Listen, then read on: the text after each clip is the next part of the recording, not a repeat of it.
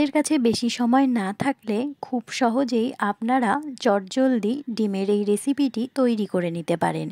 সেই রকমই একটি রেসিপি আপনাদের সাথে শেয়ার করছি, তাহলে চলুন সম্পূর্ণ ভিডিওটি দেখার অনুরোধ রইল।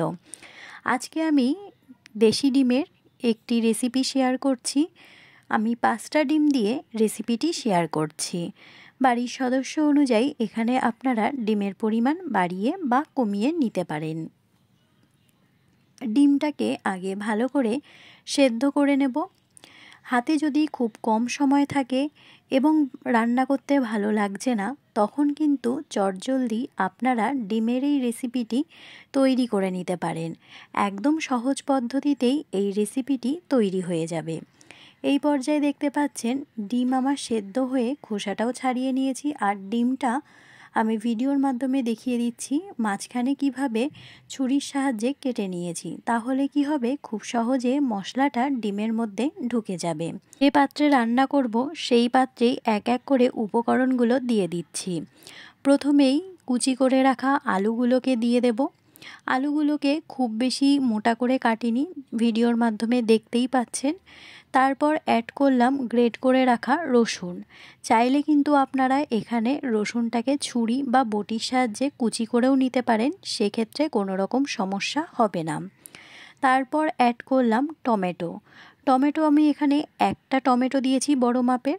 আপনারা আপনাদের ডিম যতটা পরিমাণ থাকবে সেই অনুযায়ী টমেটোটা বাড়িয়ে কিংবা কমিয়ে দিতে পারেন। তারপর অ্যাড করব পেঁয়াজ কুচি। পেঁয়াজটা কিন্তু এখানে একটু বেশি দিতে হবে, তাহলে রেসিপিটি খেতে অনেকটাই ভালো লাগবে।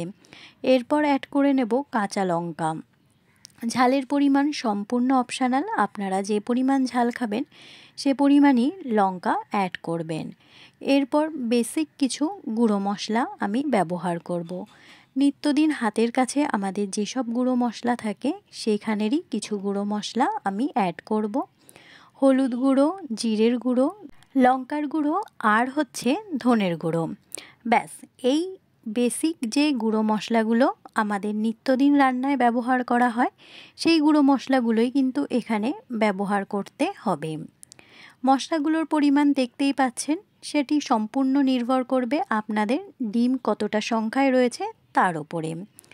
পুরো মশলাটা যখন আমার দেওয়া হয়ে গেছে, এবার এখানে অ্যাড করব কাঁচা সরিষার তেল।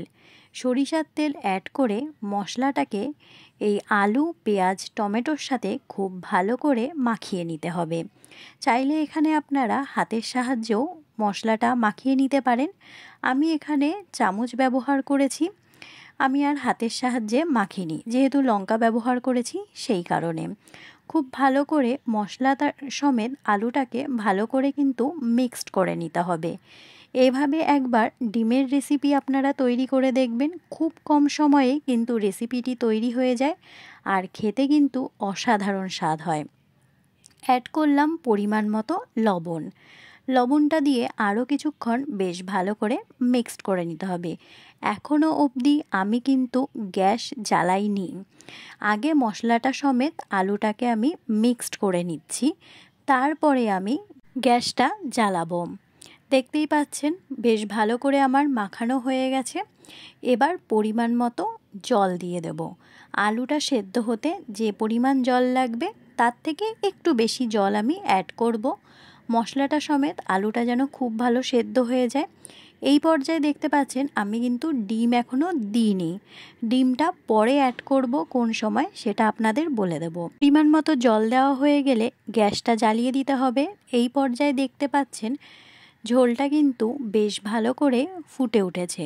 ঝোলটা যখন আরও কিছুক্ষণ ভালো করে জাল হয়ে যাবে, তখন আমি সেদ্ধ করে রাখা ডিমগুলোকে অ্যাড করব।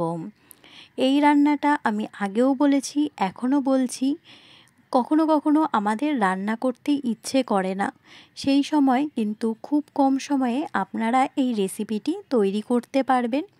এই পর্যায়ে দেখতে পাচ্ছেন ঝোলটা কিন্তু বেশ ভালো করে ফুটে উঠেছে, আর টমেটোগুলো খুব একটা বড় মাপের কাটিনি, তাহলে কি হবে, বেশ ভালো করে সেদ্ধ হয়ে যাবে, একটা টক টক ফ্লেভারও আসবে, খেতে অনেকটাই ভালো লাগবে। এই পর্যায় পর্যন্ত যে সকল বন্ধুরা ভিডিওটি এখনও কন্টিনিউ করছেন কিন্তু একটি লাইক দিতে ভুলে গেছেন, প্লিজ একটি লাইক দিয়ে ভিডিওটি কন্টিনিউ করবেন। আপনাদের একটি লাইক কিন্তু আমার কাছে অনেক গুরুত্বপূর্ণ, তাই প্লিজ সবাই লাইক দিয়ে ভিডিওটি কন্টিনিউ করবেন। এই পর্যায়ে দেখতে পাচ্ছেন ঝোলটা বেশ ভালো করে কিন্তু ফুটে উঠেছে। এবার আমি অ্যাড করব খুব সামান্য পরিমাণ কুচি করে রাখা ধনেপাতা। অল্প পরিমাণ ধনেপাতা এখন অ্যাড করেছি, আবার নামানোর আগে অ্যাড করব, এজন্য পুরো ধনেপাতাটা অ্যাড করিনি। এবার অ্যাড করে দেব সেদ্ধ করে রাখা ডিমগুলোকে। ডিমগুলো দিয়ে বেশ আরও কিছুক্ষণ ভালো করে ফুটিয়ে নিতে হবে, তাহলে কি হবে, ডিমগুলোর ভেতরে মশলাটা খুব ভালো করে প্রবেশ করবে, খেতেও কিন্তু অনেকটাই ভালো লাগবে। এই জন্য ডিমটা যখন সেদ্ধ হয়ে গেছে তারপরে আমি ডিমের গাগুলো ছুরির সাহায্যে একটু কেটে কেটে দিয়েছি, তাহলে মশলাটা প্রবেশ করতে অনেকটাই সুবিধা হবে। এই পর্যায়ে গোটা কিছু কাঁচা লঙ্কা অ্যাড করেছি। কাঁচা লঙ্কার একটা সেদ্ধ ফ্লেভারটা যে আসবে সেটা কিন্তু রেসিপিতে অনেকটা বেশি ঘ্রাণ আনবে, খেতে অনেকটাই ভালো লাগবে। কাঁচা লঙ্কা মেখেও খাওয়া যাবে যদি ঝালের পরিমাণ আপনাদের কম বেশি হয়। এই পর্যায়ে দেখতে পাচ্ছেন ঝোলটা বেশ ভালো ফুটে উঠেছে, আর নামানোর আগে অ্যাড করে দেব কিছু ধনেপাতা। একটা অন্যই ফ্লেভার আসে ধনেপাতা অ্যাড করলে। আমার আজকের রেসিপি তৈরি হয়ে গেছে। এবার একটি পাত্রে আমি সার্ভ করে নেব। চটজলদি ডিমের এই রেসিপি আপনাদের কেমন লাগলো অবশ্যই কিন্তু কমেন্টের মাধ্যমে জানাবেন। ভালো লাগলে আমার পাশে থেকে যাওয়ার অনুরোধ রইল। আমার আজকের এই রেসিপি ভিডিও আপনাদের কেমন লাগলো সেটি অবশ্যই কমেন্টের মাধ্যমে জানাবেন। অন্য কোনো দিন অন্য কোনো ব্লগ ভিডিও বা রেসিপি ভিডিওর সাথে দেখা হবে। ততক্ষণ সকলে ভালো থাকবেন, সুস্থ থাকবেন, অবশ্যই নিজেদের খেয়াল রাখবেন, সকলে সকলের পাশে থাকবেন। আজ তাহলে এখান থেকেই বিদায় নিচ্ছি। নমস্কার।